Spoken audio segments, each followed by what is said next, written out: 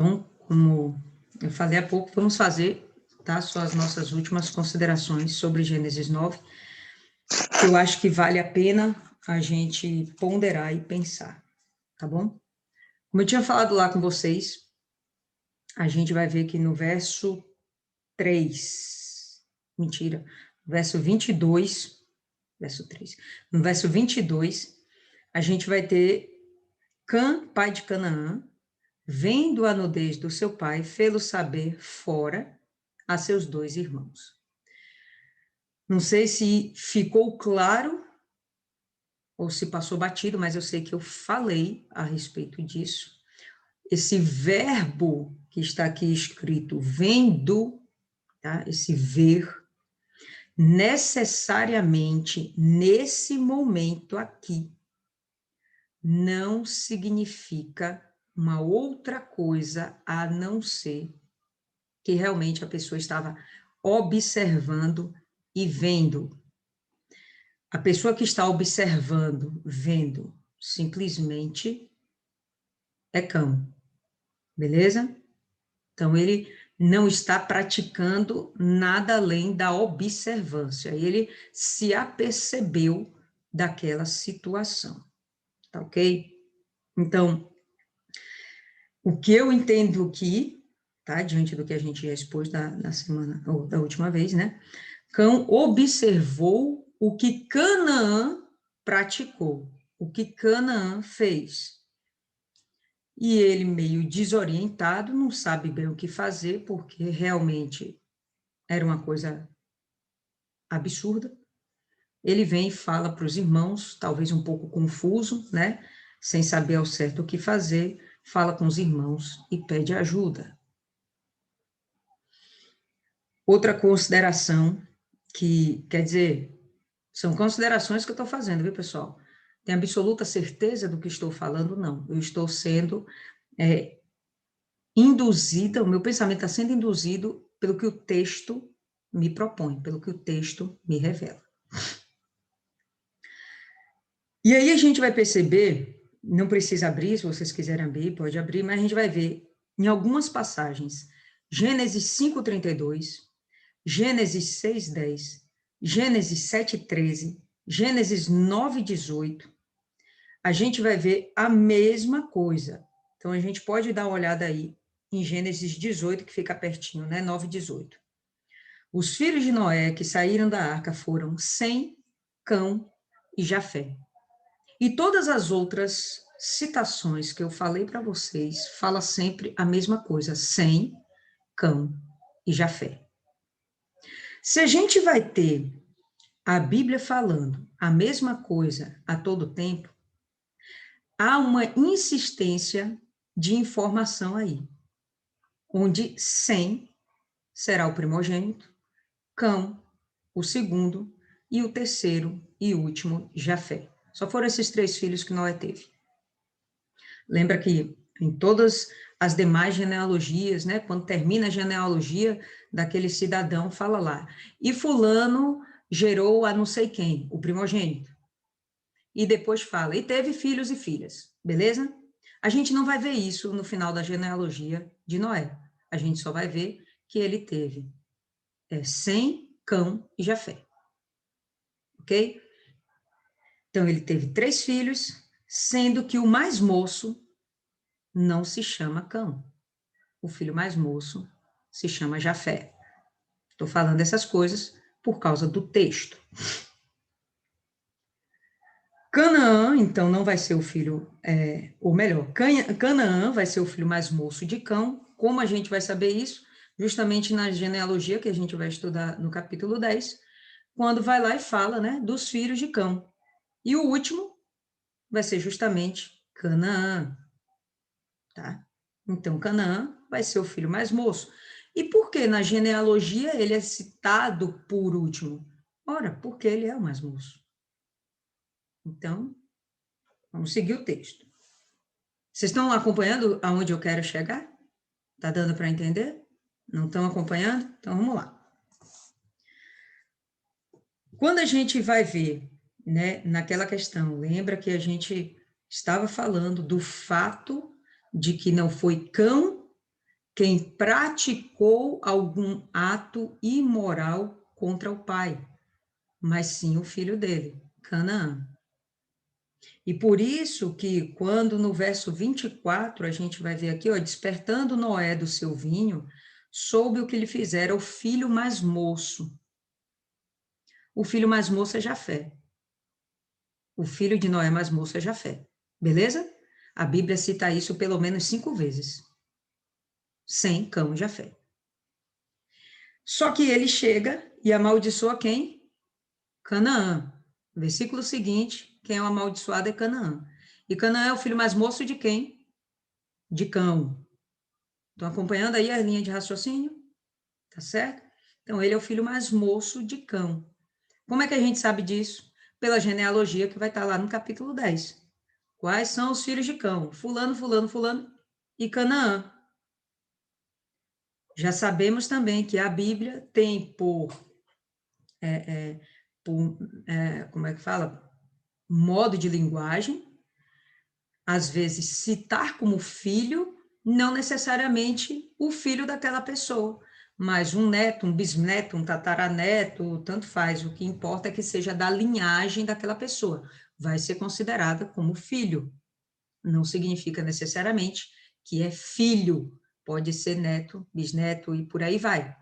Então, quando aqui no verso 24, a gente tem, né, soube o que lhe fizera o filho mais moço, ele pode plenamente estar se referindo, eu creio que ele está se referindo ao neto mais moço no momento, que os outros também tiveram mais filhos, né? Então, talvez nesse momento, Canaã fosse de fato o mais moço de todos os filhos e netos, tá? Então, vamos lá. Outra consideração que eu queria fazer é que não importa necessariamente, ou melhor, o que importa necessariamente a gente observar nessa história de Cã e Canaã e Noé é que, de fato, o pecado vai ser cobrado de quem praticou. Que habitualmente as pessoas pensam, né? Não, foi Cão que fez o que não era certo. Bom, não foi Cão que fez o que era certo. Tanto que quem paga o preço é Canaã. Tá? Então, estou mostrando aqui, de acordo com o texto, que quem praticou a coisa errada não foi Cão, foi Canaã, o neto dele. E por isso ele vai ser amaldiçoado. E no momento que ele é amaldiçoado pelo seu pecado. Tem aquela história, né, de Deus visitar a iniquidade dos pais até a terceira e quarta geração. Quando ele fala isso, eu não imagino que a vingança de Deus tenha esse desejo de visitar e maltratar a terceira e quarta geração, sendo que essa geração possa ser inocente. O que eu imagino é que essa geração realmente vai ser pecaminosa, até a terceira e quarta geração. A influência da primeira geração é tal que esse pecado vai se perpetuar até lá. Tá dando para entender, pessoal? Aonde eu quero chegar? Cão não praticou o pecado, ele não foi amaldiçoado. Acho que ele é até tão irrelevante que nem vai se falar muito mais dele, vai falar sobre a geração dele. Canaã, sim, vai ser um cara bastante citado, tá? Porque ele vai gerar os cananeus, as tribos cananeias, e todas são idólatras, todas elas são idólatras, e todas elas vão praticar imoralidades sexuais até por conta da idolatria. A adoração a outros deuses exigia esse tipo de comportamento. E quem é que tinha esse comportamento, né? Esse desvelo com esse tipo de comportamento? A gente vai perceber que isso está nascendo em Canaã. O resto das gerações de Canaã vão acabar praticando a mesma coisa que ele. Aquela história da terceira e quarta geração, não é porque Deus é vingativo ao ponto de querer maltratar e a vingança, a sede de vingança dele, perpetuar-se por tantos anos. Não significa bem isso. Significa que a influência dos pais vai permanecer, tem um poder de chegar à terceira e quarta geração. Mas se na terceira e quarta geração houverem pessoas que se tornam piedosas e santas, vocês acham que essas pessoas vão pagar o preço, sendo que elas não são pecadoras? Para mim não faz sentido. Então, elas não vão pagar um preço que não é delas, tá certo? Então, quem está sendo amaldiçoado, de fato, não é Cão, é Canaã, tá bom?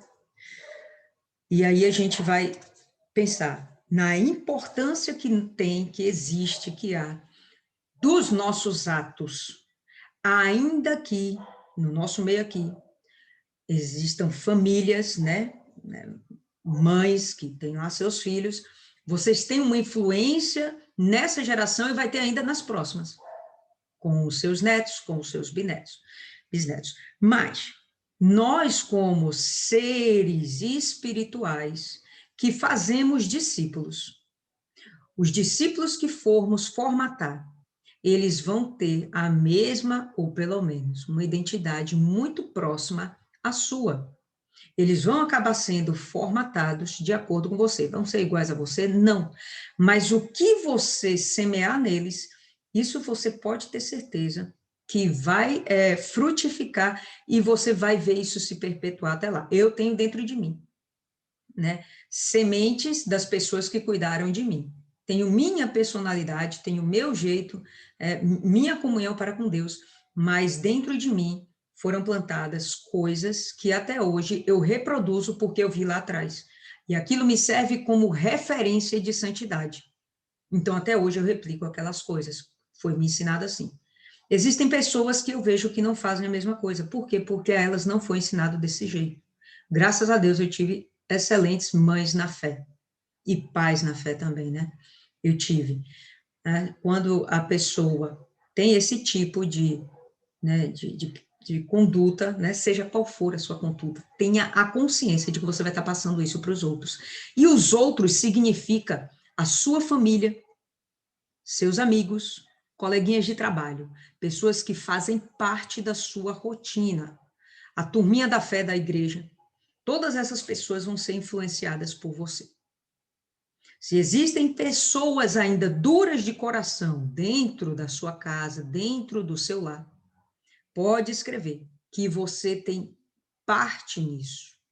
Você tem uma certa, como fala, influência nisso. Você tem uma certa influência nisso. Ah, mas eles estão duros de coração, mas eu já me quebrantei. Beleza. Mas os sinais e as referências que você está dando dentro de casa ainda não sinaliza para eles isso. E eu falo por mim mesma, pessoal, também.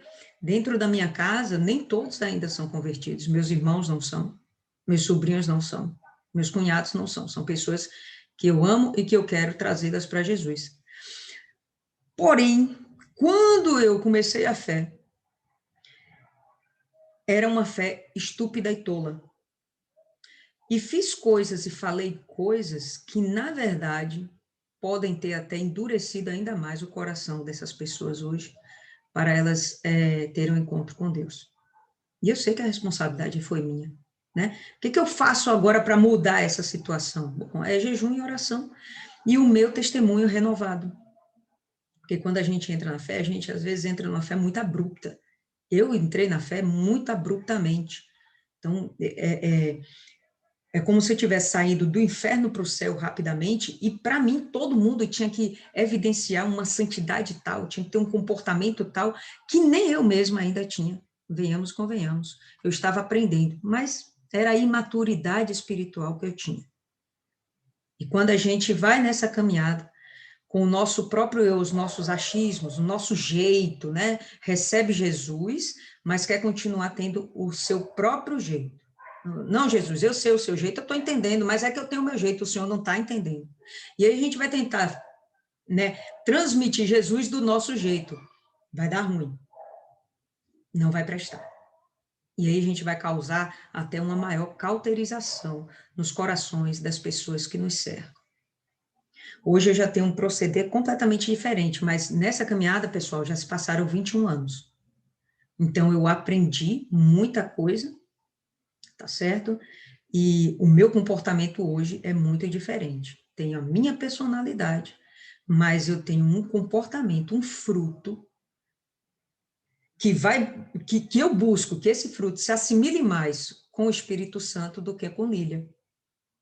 Porque se o fruto for de Lília, vou afastar as pessoas de Jesus. Quando o fruto é do Espírito Santo, a gente vai atrair essas pessoas para Jesus. Então, hoje, ó, eu estou tendo uma suadeira danada para atrair para Jesus meus irmãos, cunhados e sobrinhos. Ainda que eles me ouçam, né? Ainda que eles já hoje nem contendam mais tanto quanto antigamente, mas o meu comportamento inicial não foi bom. Então, tenham essa consciência de que o comportamento que vocês têm, vocês hoje são mães na fé de outras pessoas, vocês são pais na fé de outras pessoas. O comportamento que você tiver vai influenciar. E os primeiros a serem influenciados é essa pessoa que mora aí com você. E se essa pessoa se trancar para Jesus, a culpa é sua. E se você quer realmente ganhar essa alma para Jesus, você vai ter que ter um novo comportamento, um novo proceder, e você vai ter que manifestar isso para essas pessoas. Parece uma coisa simples, não é? Eu estou falando de acordo com a minha experiência, com a minha vivência. E é capaz até de vocês já terem percebido isso, que quando vocês entraram na fé, vocês tinham um determinado comportamento e vocês perceberam que vocês afastaram as pessoas de Jesus, né? Falando palavras sem sabedoria, ainda que fossem verdades, mas sem a sabedoria, né? Enfim, Canaã está sendo amaldiçoado e as demais gerações também, porque ele está servindo de um forte influenciador para as demais gerações. E a gente vai perceber que as demais gerações, Deus vai dizer para serem exterminadas, porque elas não tiveram jeito. Elas se tornaram irregeneráveis, tá? Elas se tornaram realmente perdidas. Não tinha como cuidar mais daquelas pessoas, acabaram tendo de ser destruídas. Então, se houver alguém que tenha de ser destruído, que seja alguém que não faça parte do nosso convívio. Que as pessoas que estão ao nosso redor a gente consiga realmente salvar e não terminar de enviar para o inferno. Tá? Então, outra coisa que eu achei interessante, queria considerar, a bênção que é derramada sobre Sem, na verdade, não é sobre Sem. A bênção que Noé determina não é sobre Sem, a bênção é sobre o Deus de Sem. E eu achei isso interessante, uma coisa que às vezes pode passar batida, né? Mas necessariamente não foi Sem abençoado. E por que o Deus de Sem seja abençoado, né? Bom, ele é o abençoador. Por que ele vai ser abençoado? É Noé querendo exprimir o que há dentro dele. Olha, que o Deus de Sem, porque Sem era espiritual e não é à toa que a partir dele vai sair a linhagem até Jesus, né? Não foi através de Jafé, não foi através de Cão, foi através de Sem, né? Porque Sem era sensível à voz de Deus. Vamos lembrar, pessoal, que Noé ainda é pregador. Lembra que a gente viu lá no livro de Judas que Noé era pregador? E aqui mesmo em Gênesis a gente vai ver que Noé ele tem a função de avisar as demais pessoas, e não era só Noé, tivemos outros, né? Mas Noé tinha a função de avisar as demais pessoas que, olha, o juízo de Deus está chegando. Abandonem o pecado, busquem a santidade.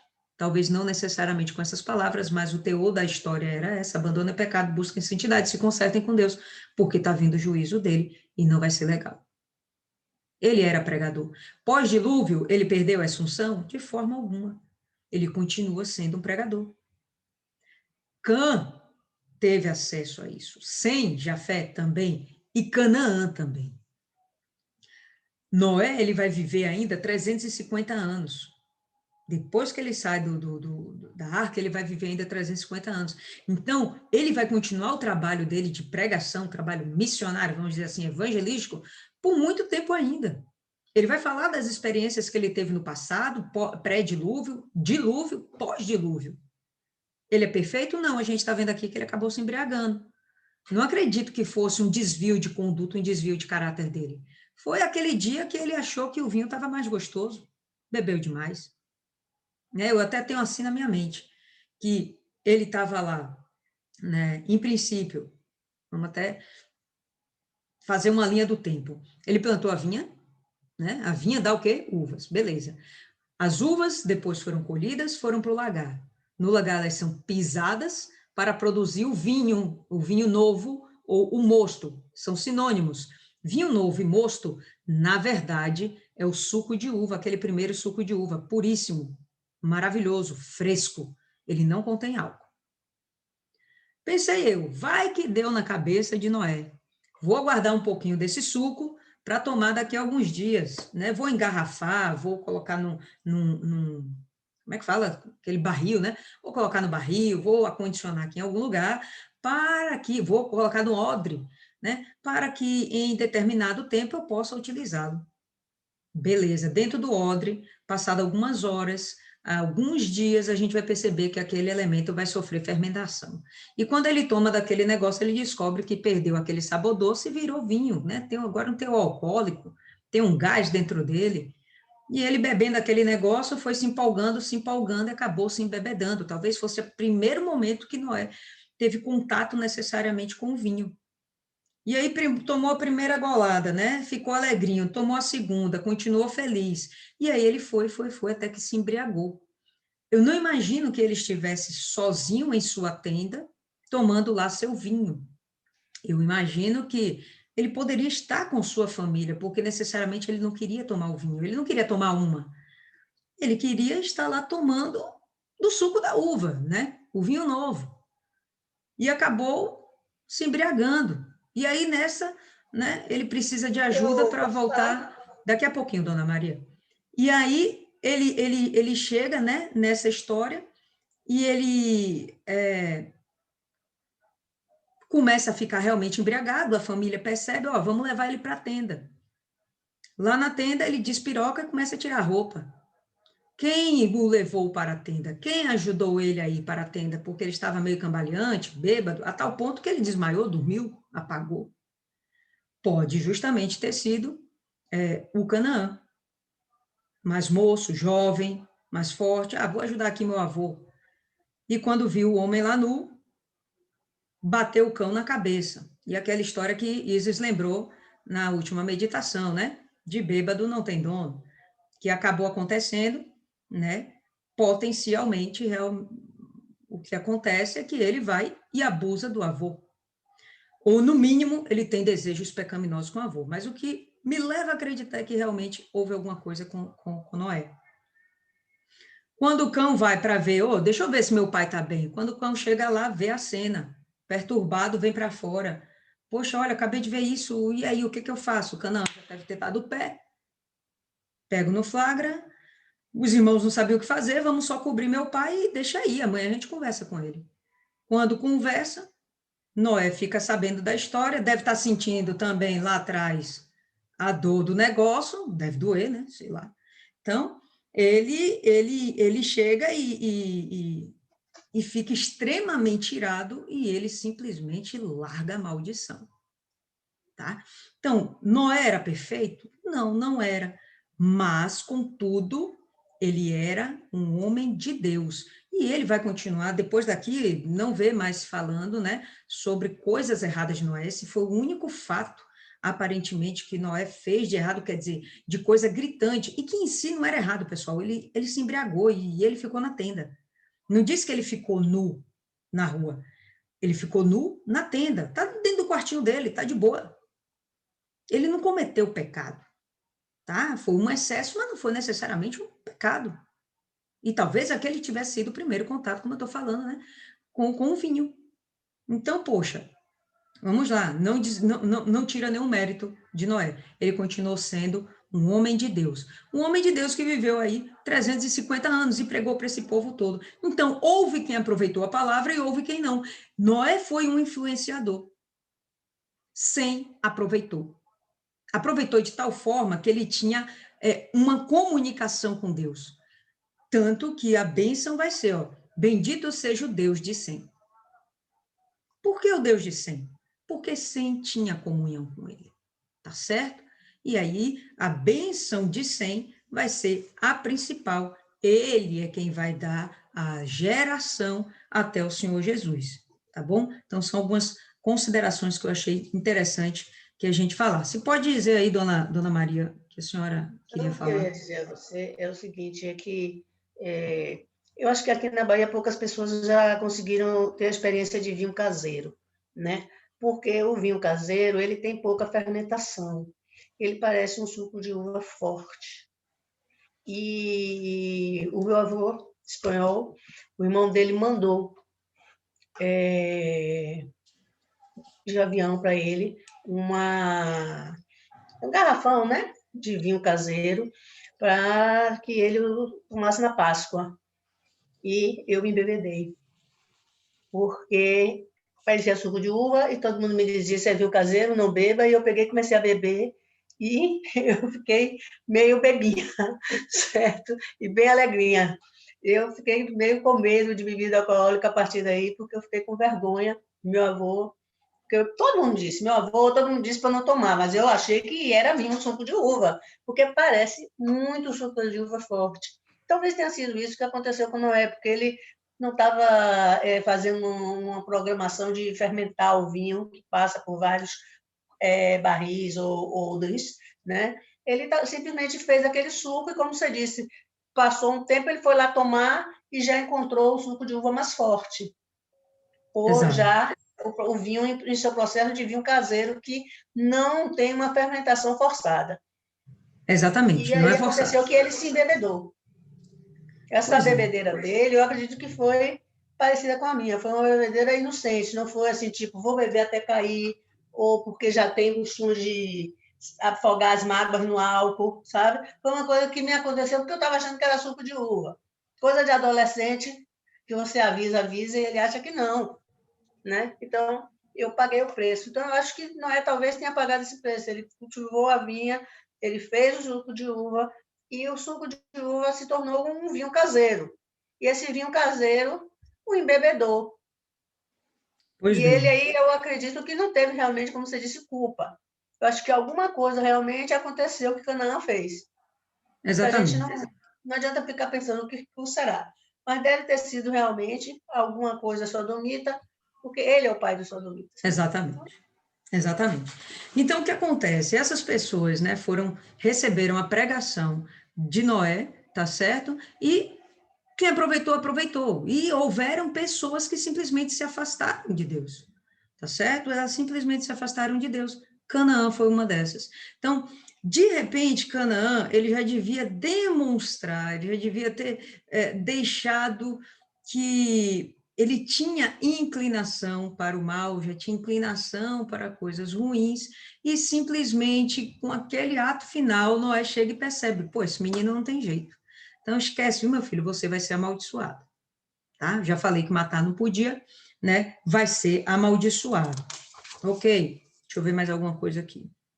Alguém comentou comigo, eu estava conversando com a Adriana, não, Lila, deve ser porque faltava mulheres lá, né? Que tinha muito homem, faltava mulheres. Não, pessoal, não era porque faltava mulheres. Os homens são citados na linhagem, já falei, porque é dentro deles que está a semente, o sêmen. É, quem determina se é menino ou menina é o sêmen masculino, não é o óvulo da mulher, tá bom? Então, é nele que está a semente principal.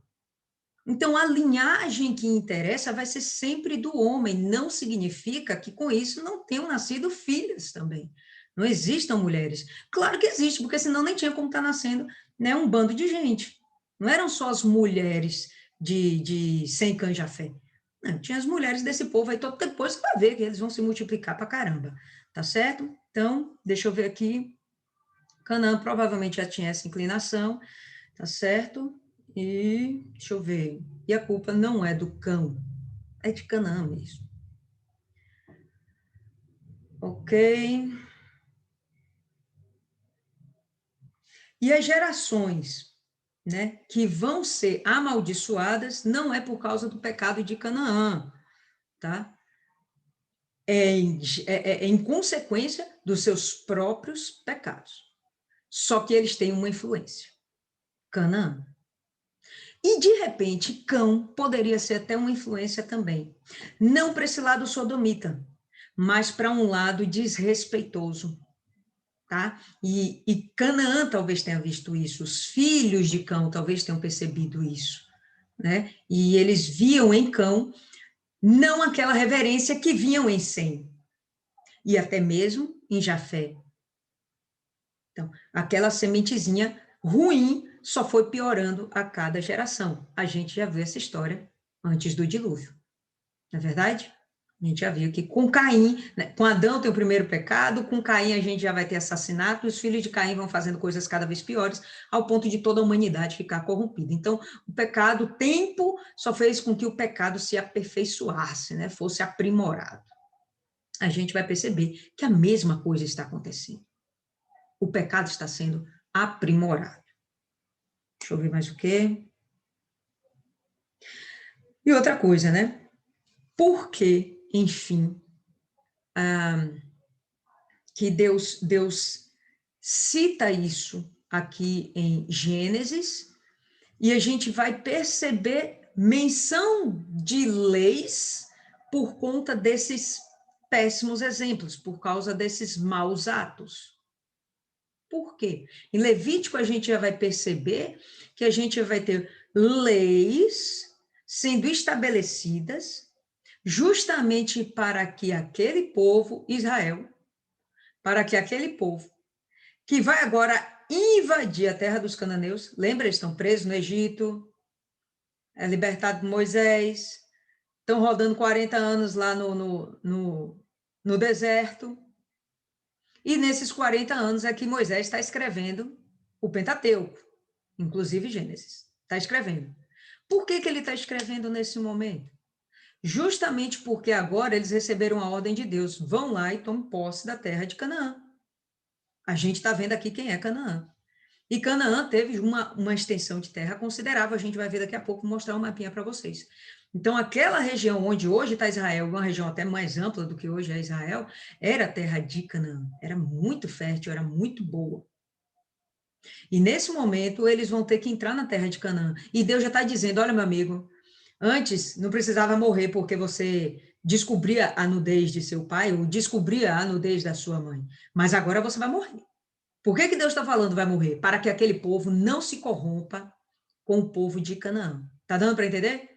Estão conseguindo alcançar essa linha de raciocínio? Então, ele avisa logo agora, olha, vocês não façam isso, porque a gente já sabe onde é que vai dar. Aquele povo que está lá, eles tinham as mesmas práticas erradas do período pré-dilúvio, eles mantiveram aquilo pós-dilúvio, eles aperfeiçoaram essa desgrama toda, e eles estão lá praticando tudo isso. Vocês não podem se meter com esse povo. Se vocês se meterem com esse povo, vocês tiverem as mesmas práticas idólatras e as mesmas imoralidades sexuais, vocês vão ser condenados e vocês vão ser mortos. Por isso que em Levítico a gente já vai ver pena de morte. Porque a ideia é tocar terror mesmo, para que Israel não se misture. Vai ser em vão, né? Israel vai se misturar e vai dar ruim do mesmo jeito. Ok, pessoal? Alguém tem alguma consideração a fazer? Alguma observação? Entenderam?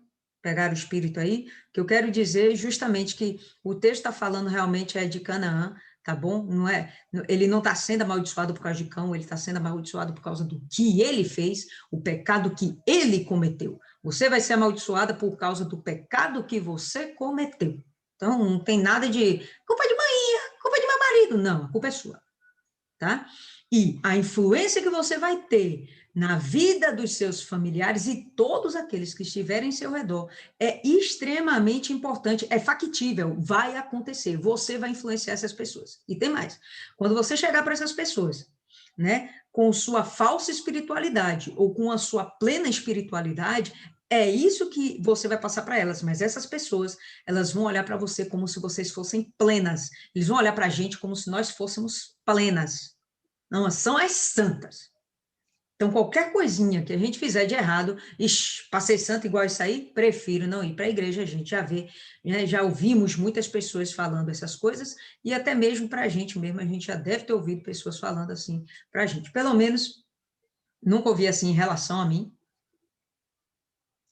Não. Já ouvi gente falando, né? Como é que vai para a igreja e faz sacrifício para essa igreja? Eu não vou mais. Enfim, já vi isso, mas por causa de minha conduta, não, mas talvez falem por trás, eu não sei. Eu não tinha, eu não era perfeitinha, pessoal, entendeu? Não era perfeitinha.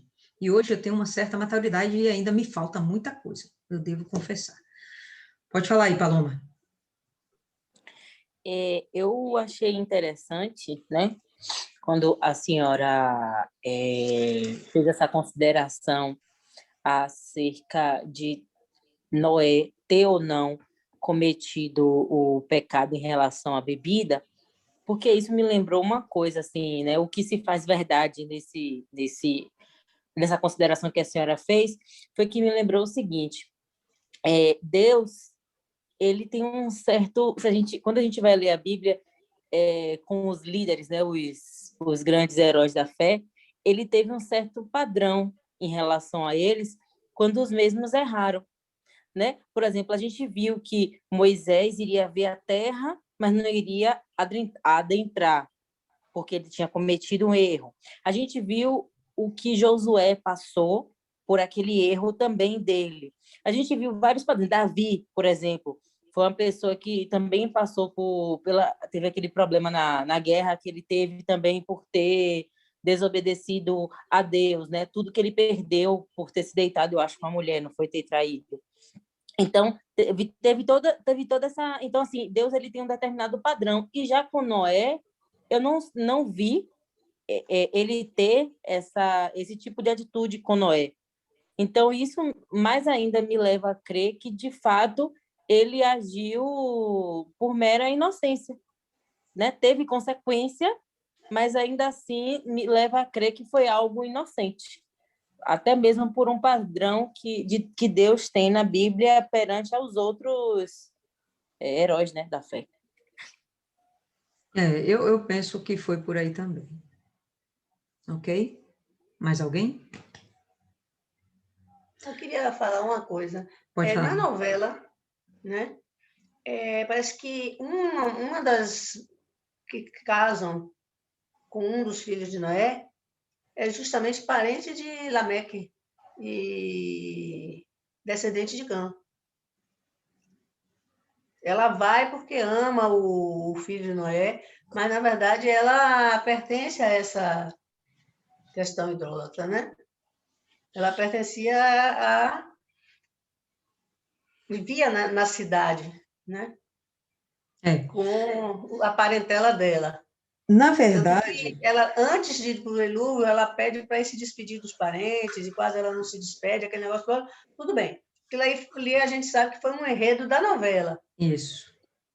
Né? Não, a Mas Bíblia... a gente não sabe até onde realmente os filhos de Noé, com quem eles se casaram. Não sabemos. A A gente Bíblia não não fala. sabe. Não. Pode ter havido uma influência ruim da parte da mãe, pode, tá? Mas sempre o peso vai ser sobre o chefe da família. O chefe da família vai ser sempre o homem. Mesmo que seja um Sim, homem não banana, estou discutindo vai isso. Eu estou ser querendo o dizer homem. que Então, aqui... o dilúvio trouxe uma contaminação se aconteceu isso, se essas Não, mulheres mas esqueça, eram... no dilúvio só tinha um santo lá. Foi Noé. O resto veio de contrapeso. Então, os filhos dele não eram necessariamente, né, completamente dados a Deus. A gente vai ver aqui 100, só 100. Entendeu? Não fala nem de Jafé, fala de 100. Jafé vai ser abençoado. Mas a gente vê ele falando de 100. Entendeu?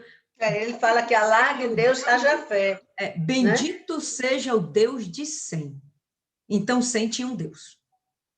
Então, 100, dos filhos dele, 100 era a referência de comunhão com Deus.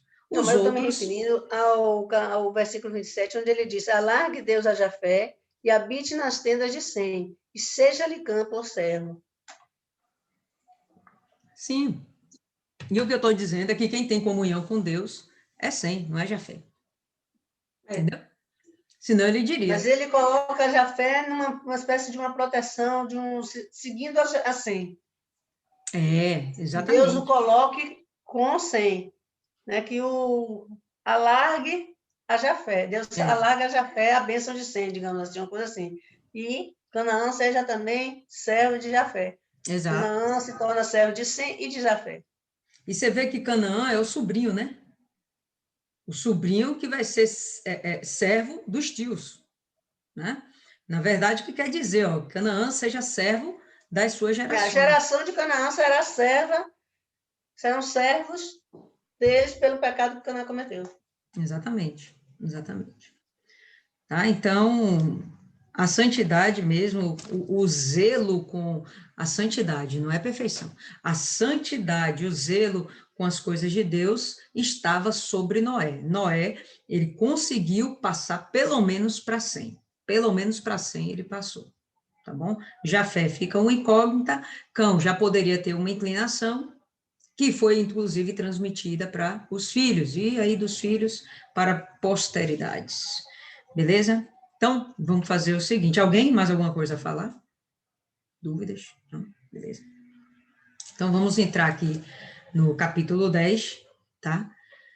Os descendentes de Noé.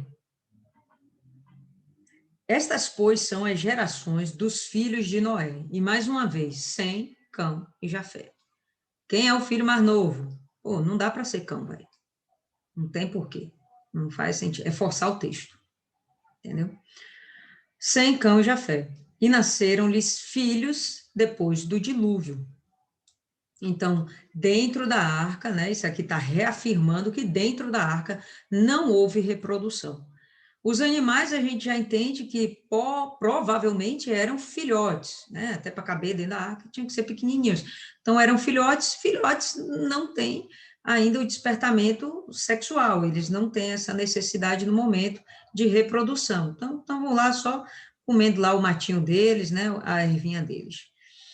E os filhos e o próprio Noé, bom, Noé só vai ter esses 3 filhos, né?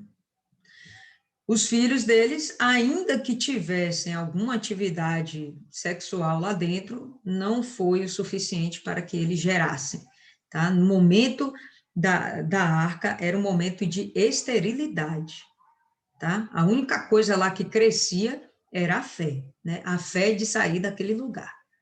A única coisa ali que mantinha eles de pé e que com certeza crescia cada dia mais, porque só isso para sustentar aquela situação. E aí ele vai falar, os filhos de Jafé são Gomer, Magog, Madai, Javã, Tubal, Meseque e Tiras. Os filhos de Gomer são Askenaz, Rifate, Torgama.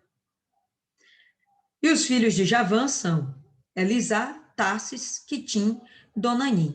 A gente vai ver aí alguns nomes interessantes. Magog é um nome interessante. A gente vai ver depois, né, a guerra de Gog e Magog, né, a batalha de Gog e Magog, que a gente vai ver depois em Apocalipse, tá? Aparentemente tem dois momentos onde vai existir essa guerra de Gog e Magog, e Magog vai ser justamente, né, se refere justamente ao povo que vai estar inserido nessa guerra, tá? A gente vai ver aqui que um deles vai ser descendente de Jafé, da região que eles vão morar no futuro, tá certo? Tarsis também vai ser uma cidade muito importante lá na Grécia, tá certo? Então, um nome também aqui importante. Você vê que isso está acontecendo agora, ainda nos dias de Noé, mas isso vai se tornar mais forte, essas cidades vão se tornar fortes e poderosas muito mais na frente, tá? Até nos dias de Jesus a gente ouviu ainda falar de Tarsis, por exemplo. E eu acho que ainda existe, mas não tenho certeza, tá? Askenaz também é um povo interessante, tem a ver com os judeus, inclusive, tá? Mas a gente vai estudar eles também um pouquinho mais à frente, coisas interessantes a respeito. Versículo 5, por estes foram repartidas as ilhas dos gentios, né? Ou na sua versão aí pode estar escrita também as ilhas das nações, nas suas terras, cada qual segundo a sua língua, segundo as suas famílias, entre as suas nações. Pessoal, quando ele fala aqui cada qual com a sua língua, né, segundo as suas famílias, a gente ainda não tem aqui famílias, né? Não temos aqui nações, não temos aqui línguas. Ele está falando, quem está escrevendo o texto é Moisés, e isso já se passou um tempão.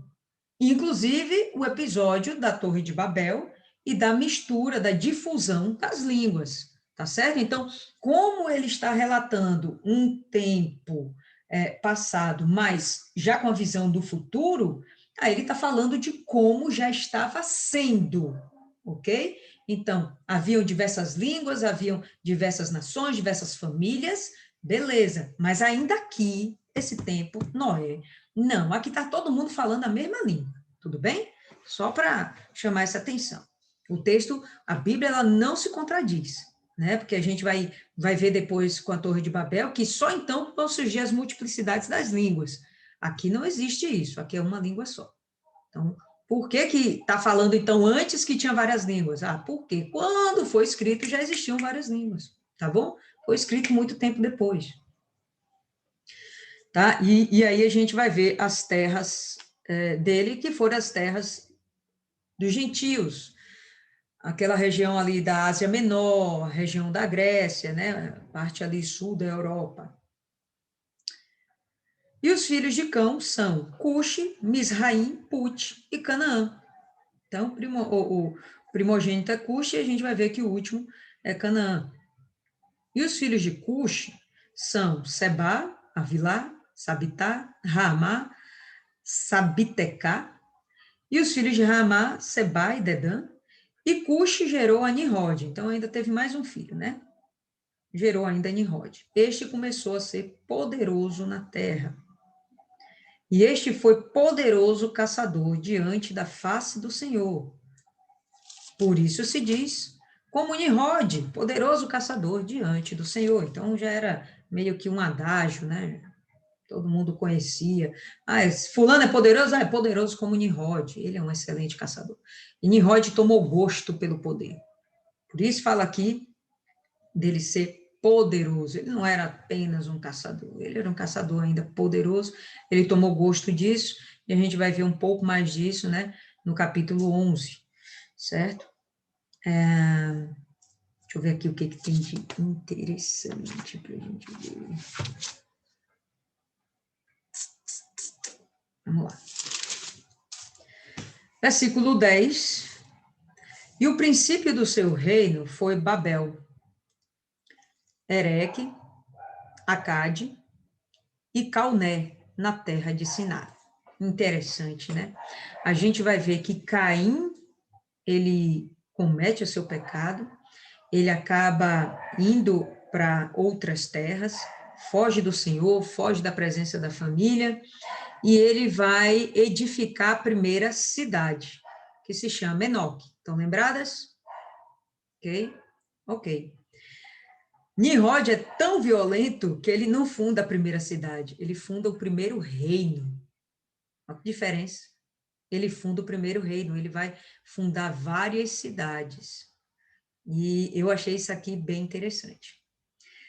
Desta maneira, ou melhor, desta mesma terra, saiu a Assíria, né? Foi para a Síria e edificou a Nínive, Reobote e Calá, e Rezém, entre Nínive e Calá. Esta é a grande cidade.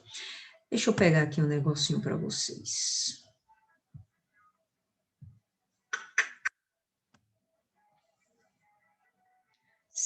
Vê aí se todo mundo enxerga essa figura. Todo mundo enxerga? Vocês precisam me falar que eu não estou ouvindo vocês. Não estou vendo vocês. Eu tô vendo. Sim. Pronto, todo mundo vendo, ótimo. Então, ó, aí a gente vai ver aqui o pessoal, ó. A terra que pertence a Jafé é justamente essa terra aqui, ó. As ilhas, a região aqui, ó, das ilhas, tá? No mar Mediterrâneo, né? Faz parte da bacia do Mediterrâneo. Tá? Essa parte aqui foi de Jafé. Aqui a Grécia, tá certo? A Ásia Menor, aqui, ó, a Grécia. Aqui já vamos para a Itália, tá certo? Então, essa porção de terra aí, ó, estendendo um pouquinho ainda para a região aqui da Rússia, tá? Um pouquinho mais aqui para a Ásia.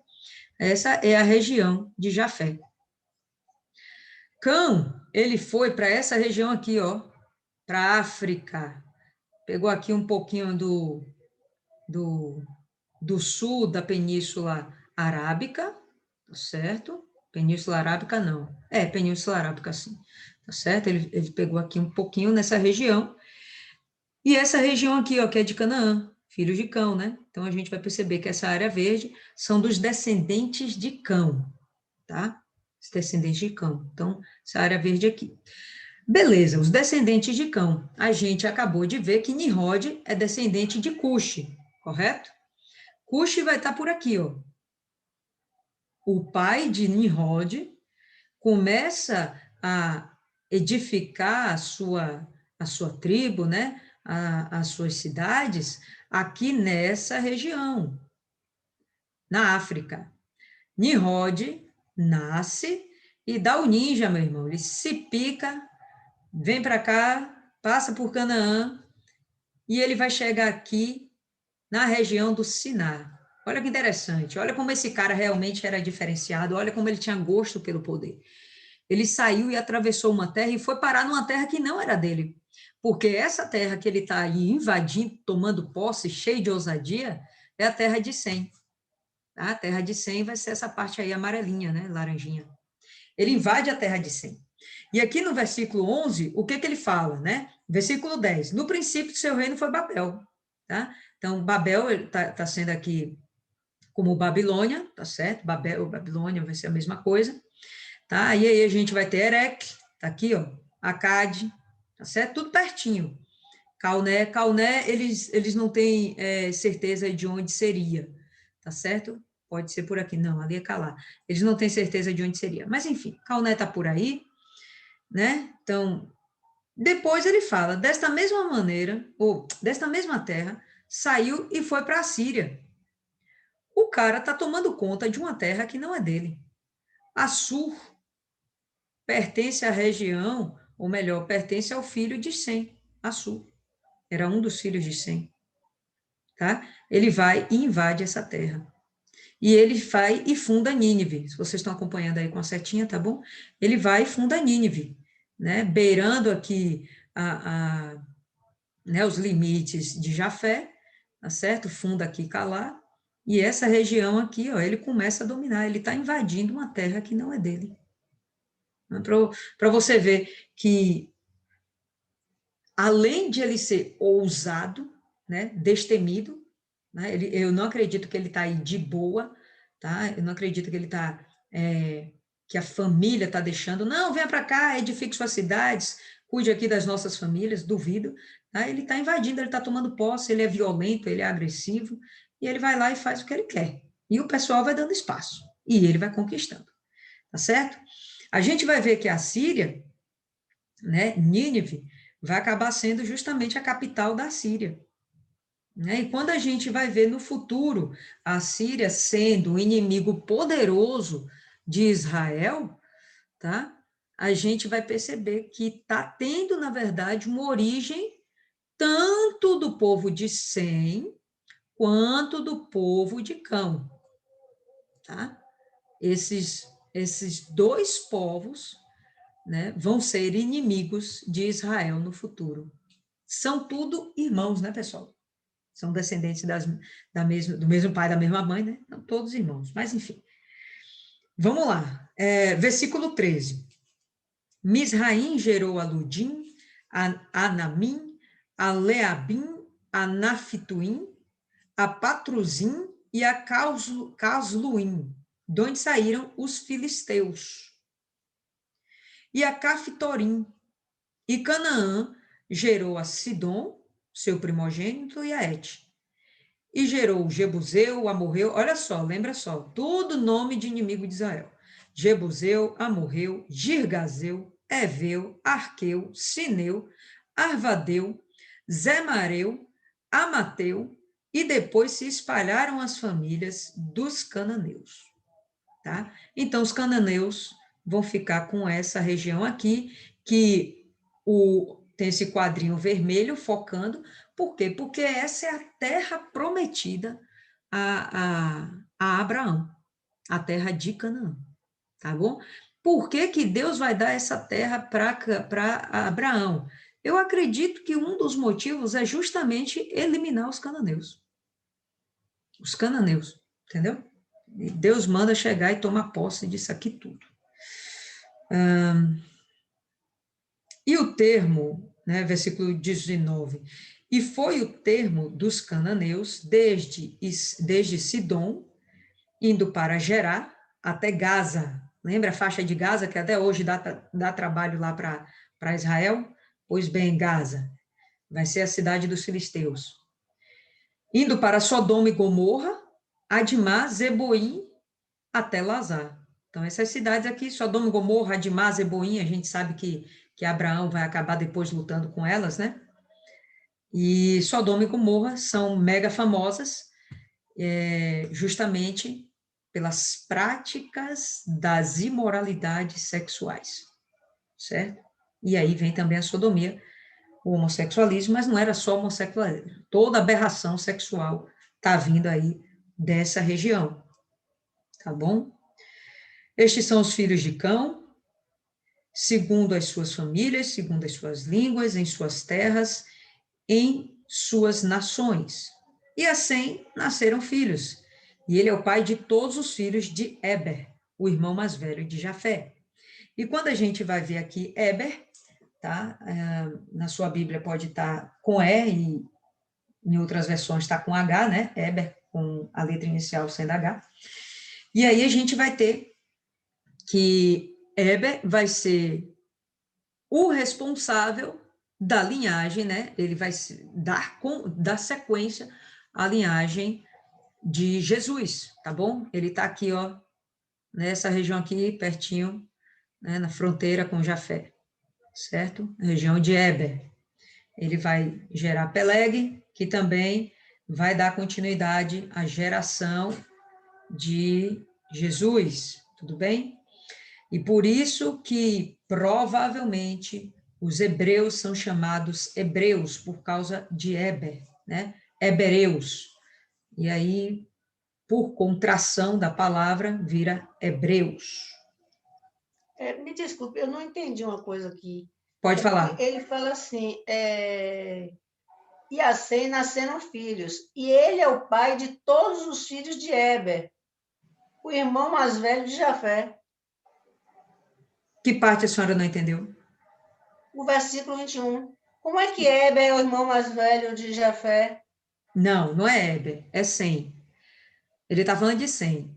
A Sem nasceram filhos, ele é o pai. Quem é o pai? Sem. Sem é o pai de todos os filhos de Eber, o irmão mais velho de Jafé. Quem é o irmão mais velho? É Sem.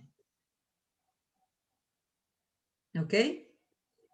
E por que fala que Sem é o pai de todos os filhos de Eber? Justamente aquela história, pessoal, né? Não é porque necessariamente é filho.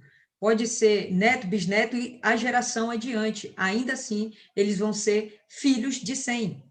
Hoje, quando a gente fala... certo, porque Eber vai aparecer aqui no capítulo 24 como filho de Selá. Entendi agora, perdão. Ok? Então, vamos lá. E os filhos de Sem são Elão, Assur, Arfaxade, Lud e Arã. E os filhos de Arã são Uz, U, Jeter e Mas. Lembra que Uz é uma cidade também muito famosa. Não é Ur dos caldeus, não. É Uz. Vai ser uma cidade aqui de um povo inimigo também de Deus, né? Povo inimigo de Israel. E Arfaxade gerou a Selá, e Selá gerou a Eber. Aí, né, mais uma comprovação. Então, quem é o pai de Eber realmente? Selá. Sim, mas Selá vai ser filho de quem? De Arfaxade. Arfaxade vai ser filho de quem? Vai ser filho de Sem. Então, tudo isso aí é tudo filho de Sem, tá certo? E a Eber nasceram 2 filhos. O nome de um foi Peleg, porquanto em seus dias se repartiu a terra. E o nome do seu irmão foi Joquitã. E Joquitã gerou Almodá, e Selefe, e Azarmavé, a Gerá, é cada nome bonito, a Adorão, a Uzal, a Diclá, Obal, Abimael, Sebá, Ofim, Avilá e a Jobabe. Todos estes foram filhos de Joquitã. E foi a sua habitação desde Messa, indo para Cefá, montanha do Oriente, tá? Essa região aqui que a gente está vendo, tá? Essa região aqui, ó. Tá? Em amarelinho. Estes são os filhos de Sem, segundo as suas famílias, segundo as suas línguas, nas suas terras, segundo as suas nações. Estas são as famílias dos filhos de Noé, segundo as suas gerações, nas suas nações, e destes foram divididas as nações da terra depois do dilúvio, tá? Então, a partir deles, começa a se dominar a terra, e aí eles estão cumprindo belezinha, né, a vontade de Deus, que era crescer, multiplicar e dominar a terra, né, povoar a terra. Tem um momento, pessoal, que não agrada muito a Deus, que é quando eles fundam as cidades. Porque as cidades, elas vão criar concentração ao invés de povoamento da terra. Tá? Como a gente, nós, né, nossa geração, nasceu dentro das cidades, a gente acha meio absurdo falar sobre essas coisas, mas eu já vi alguns estudiosos falando sobre isso. E, inclusive, Dona Cristiane Cardoso, uma vez, ela fez uma aula, ela estava falando, né, o estudo meditação no livro de Gênesis, e ela fala que, na verdade, a criação das cidades não é uma coisa que agrada a Deus, porque, justamente, eles param de se dispersar e dominar outros lugares, né, e evitaria, inclusive, grandes populações. A gente sabe que grandes populações normalmente vão gerar grandes problemas sociais, tá? Em todo o ecossistema, né, em toda a sociedade, a gente vai perceber que vai haver como é que a gente pode falar? Vai haver uma agressão ao ecossistema e vai haver, com certeza, né, injustiças dentro de uma sociedade populosa, dentro de uma sociedade apinhada. Somos prova disso. A gente vive dentro de cidades e a gente vê que tem gente que se dá bem, tem gente que se dá mal. Tem gente que tem acesso a saneamento sanitário, tem gente que não tem. Tem gente que tem acesso à comida, tem gente que não tem. Se cada um tivesse tomando cuidado, né, tomando conta de um pedacinho de terra seu, criando, gerando, cuidando lá de suas coisinhas, com certeza não existiriam tantos problemas sociais como a gente vê. Os problemas sociais, eles começam quando a gente tem a formação das cidades, tá? Deixa eu ver aqui se eu consigo compartilhar aqui uma outra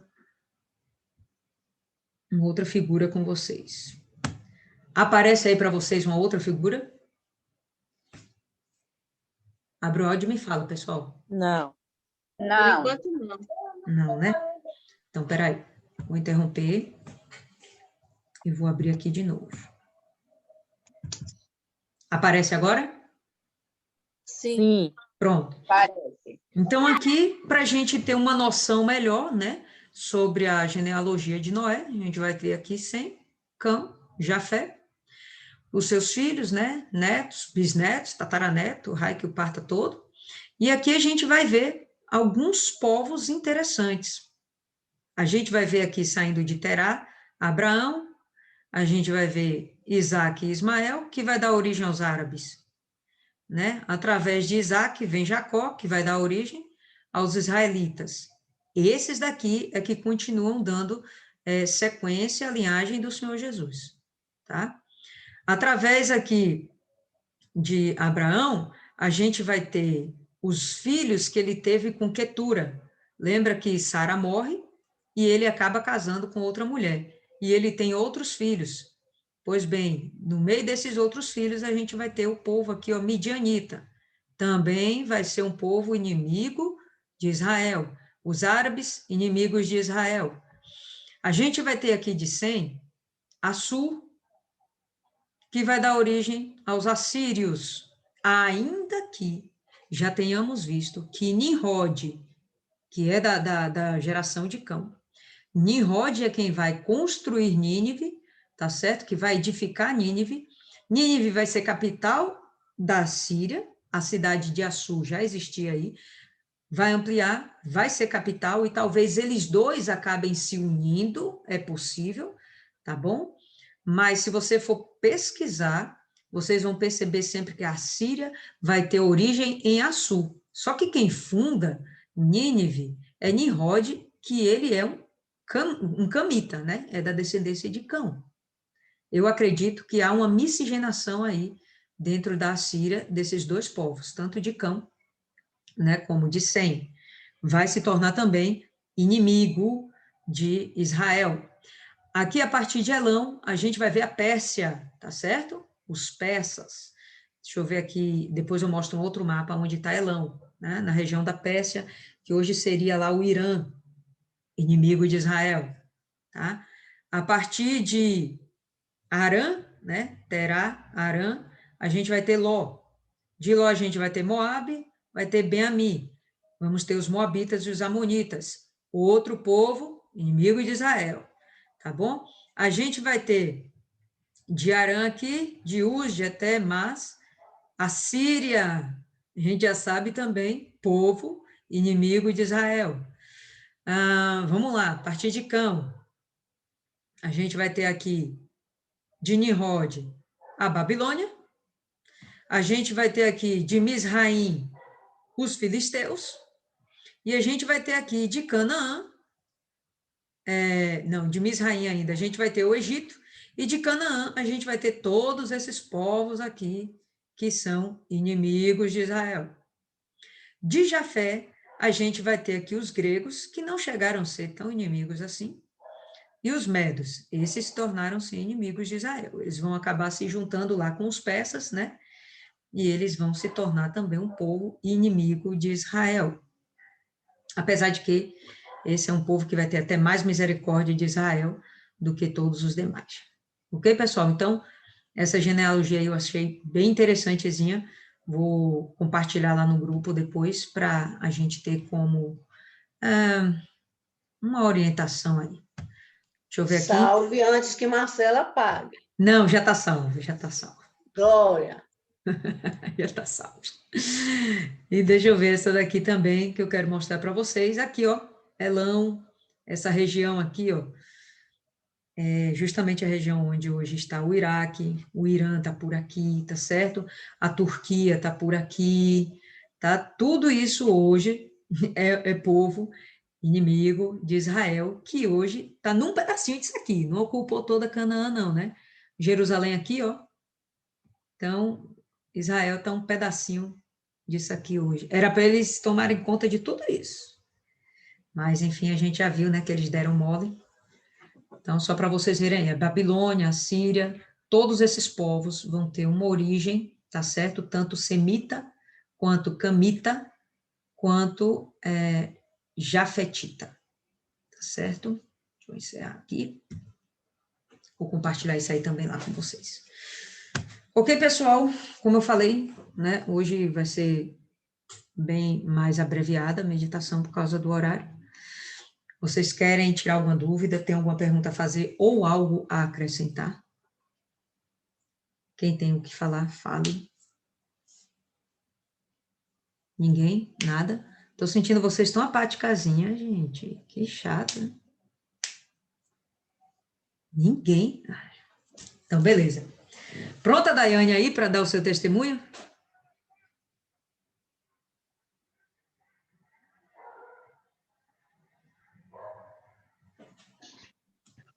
Oi, hoje não. Hoje Na não? próxima. Que negócio da próxima, Daiane? Abre a boca aí e fala, vamos. Conversa com a gente. Hoje não. Por que hoje não? Não estou preparada ainda não. Eu não sei qual é a preparação, gente. Eu não entendo essas coisas. Eu tenho que fazer um resumo do livro. Pessoal, dentre essas gerações todas de Noé, a gente vai contar aí 70 gerações. 70 povos, vamos dizer assim, tá certo? Os 3 primeiros, Sem, Cão e Jafé. e todos os outros filhos, netos, bisnetos, tá? Até aqueles últimos ali que eu mostrei na tabela, ou melhor, que eu mostrei na tabela não, que está aqui no texto, tá? Eles interam 70 gerações. Um número interessante, né? É um número interessante. Então, vamos terminar por hoje. Percebam que eu acho que é interessante a gente observar que o primeiro mandamento que Deus dá para eles, para Sem, Cão e Jafé, é justamente que eles se multipliquem. E eles estão cumprindo muito bem essa ordem, estão se multiplicando. Vocês viram lá que dentro daquelas terras conhecidas, o berço de tudo é justamente ali o Oriente Médio, é aquela região que é o berço de tudo, o berço da civilização, sim, é aquilo ali, tá certo? Por isso, todas as situações que envolvem Israel, está tudo situado por ali. O anticristo provavelmente vem daquela regiãozinha ali. Os povos inimigos, está tudo concentrado naquela região ali, entendeu?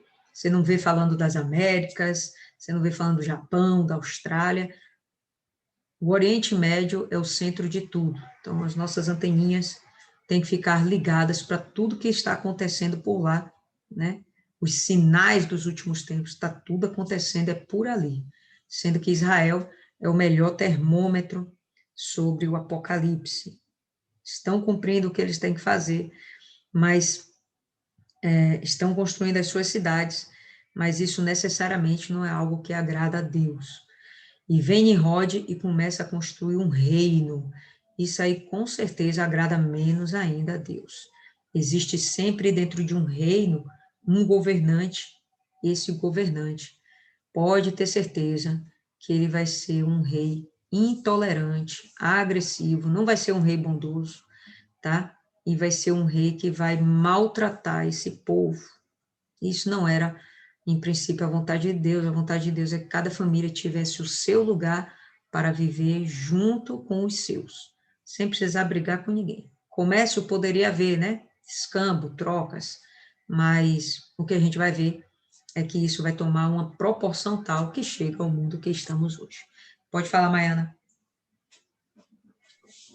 Ele já trazia no seu nome o significado do que não presta, né? Porque era originalmente significava rebelião, revolta ou rebelião. Foi tudo que ele causou.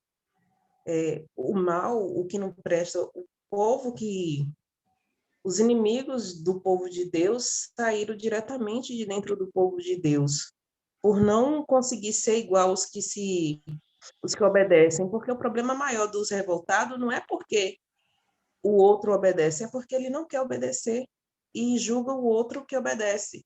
Ele não consegue ser igual, não faz o mínimo esforço e ainda se revolta com quem é, porque a rebelião lá no céu começou com a revolta de Satanás. E um dia o bispo falou que onde a revolta, eu esqueci como foi que ele disse lá, mas a rebelião, todos que se voltam contra Deus, eles tentam fazer o pior.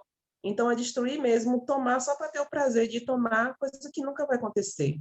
Porque, no final, vai ter a batalha e todo mundo sabe que o diabo ainda vai perder. Eu nem sei porque ele ainda fica insistindo. É a pessoa não pensar que ela pode sim mudar, pode sim ser melhor. Eram irmãos, eles foram salvos, os primeiros, não por eles, por outras pessoas. Mas dentro deles ainda havia aquelas histórias. Ah, a gente foi salvo porque a terra era assim e o povo estava cheio de maldade. Então, eles não precisaram, essa nova geração não precisou ver a maldade lá atrás. Foi as histórias que foram passando, porque nem isso Deus ocultou deles.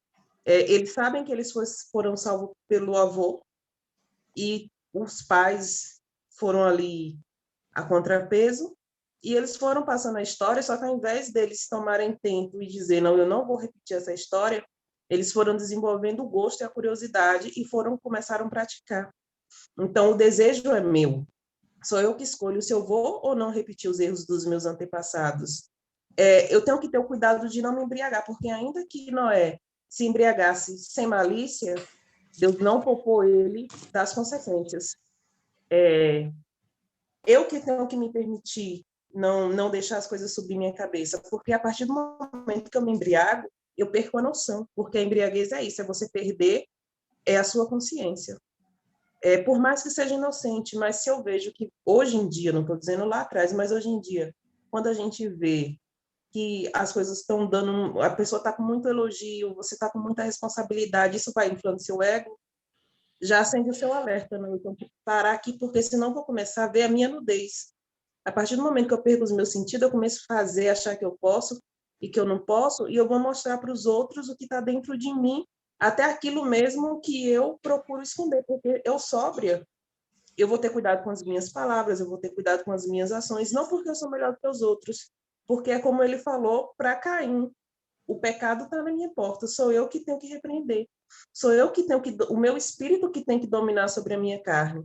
E no momento que acontece a embriaguez, isso não se aplica mais. Por que que aquelas pessoas, quando dizem que estão lá no espírito, começam a rodar, começam a falar muito alto? Nem sempre é demônio, mas a pessoa se empolga. Elas começam ali e o Espírito Santo é o autocontrole. E é isso que esse povo não tem aqui. As histórias ruins servem para você não repetir o erro, não para você continuar dando corda. Pois é, e o pecado, ele cria sua teia, velho. Ele cria a teia, ele enreda o homem e ele consegue chegar onde ele quer de uma forma sutil. E a pessoa não se apercebe que ela está caindo no laço. A gente fizemos uma visita há pouco, né? E aí a pessoa que a gente visitou estava vivendo, né? Tinha uma vida pregressa de pecado, mas um pecado tal que ela, na cabeça dela, não acha que era pecado. Aí o PR ainda conversou com ela, né? E aí, como é que a senhora está com Deus, né? Dentro do que a senhora acha que é ser de Deus, ter comunhão com Deus, dá aí uma nota de 0 a 10, como é que a senhora está? Ah, 8. A vida toda atrapalhada, 8. Aí o PR, não, mas seja sincera, não, é 8. Aí, tá bom, então vamos melhorar aí e vamos passar para 10. Aí o PR orientou, né? Vamos fazer isso, isso, isso. Mas se a pessoa realmente olhasse para dentro de si, ela ia perceber, pô, velho, ainda tá faltando tanto. E por coisas gritantes que ela não reconhece como falhas. Então, o pecado é sutil. Ele chega e diz, não, eu não sou uma falha, eu sou algo agradável, eu sou algo que é permitido, eu sou algo que te complementa, te acrescenta, te faz feliz. E aí, nessa, os caras foram caindo, né, pô? Imagina. Pode falar aí, né, Maiana? Além de cegar, ainda tem isso, que tem aquela frase que hoje todo mundo diz, né? Não é errado se te faz feliz. Pô, pensa, tá amarrado um negócio desse, cara. Tá bom, pessoal, então vamos terminar por hoje. Quem faz aí a oração para encerrar? Paloma? Sim, senhora. Meu Deus e meu Pai, nós entramos, meu Pai, em Tua santa presença, meu Deus, nesse momento, meu Pai, para agradecermos, meu Deus, por mais um momento, meu Pai, onde podemos, meu Deus, ter uma comunhão com o Senhor, ter mais intimidade com o Senhor através das palavras, meu Deus, através das suas palavras. Eu agradeço muito, meu Deus, por mais essa oportunidade, meu Pai, porque nós sabemos, meu Deus, que muita gente sacrifica para estar aqui também, meu Pai, que é uma parte do tempo, é uma parte de um tempo que poderia estar fazendo qualquer outra coisa, ou quando até mesmo, meu Pai, poderia estar descansando o seu corpo para a nova guerra que nós teremos amanhã no domingo, seja a guerra para poder ir para a igreja, a guerra para estar ganhando almas, mas de toda forma, meu Deus, é um sacrifício que a gente sabe que vale a pena, porque vale muito a pena, meu Pai, nós termos, meu Deus, combustível, nós aprendermos mais, mas não é aprender, meu Pai, mas apenas para nos tornarmos sábios da palavra do Senhor, para nos acharmos melhor do que qualquer outra pessoa em relação à palavra. É mesmo, meu Pai, para que a gente venha fortalecer o nosso espírito e poder ganhar almas para o Senhor. Podermos ter o que passar, para que o Senhor possa nos usar através das palavras, através do nosso entendimento. Eu agradeço, meu Pai, pela vida de cada uma, meu Deus, que está aqui, e também pela vida das que não puderam estar, seja qual for o motivo, mas eu agradeço também. Peço que o Senhor venha abençoar cada uma dessas pessoas, meu Deus, que estão aqui no grupo e que estão nesse momento de meditação e as que não estão também. Sabemos, meu Deus, que domingo é o dia do Senhor e eu peço que desde já o Senhor venha abençoar cada trabalho que vai ser feito, independente de grupo, independente do que seja, que o Senhor venha abençoar, que o Senhor venha amarrar todo o plano do diabo, meu Deus, que até o que era para dar errado, meu Deus, que venha dar certo, meu Pai, porque o objetivo final, o Senhor sabe qual é, meu Deus, que é tirar aquelas almas, meu Deus, que estão perdidas e trazerem para o Senhor, que o Senhor já vinha preparando, meu Deus, aquela alma, meu Pai, que do propósito do me ajude, meu Pai, que aquela alma que nesse momento está pensando em não ir, que o Senhor já venha transformando os pensamentos, porque a gente sabe, meu Deus, que no momento em que ela pisar lá e ela for ungida, que vai ser o Senhor trazendo ela de volta para os seus braços. Abençoa, meu Deus, a noite de cada um que está aqui, meu Pai.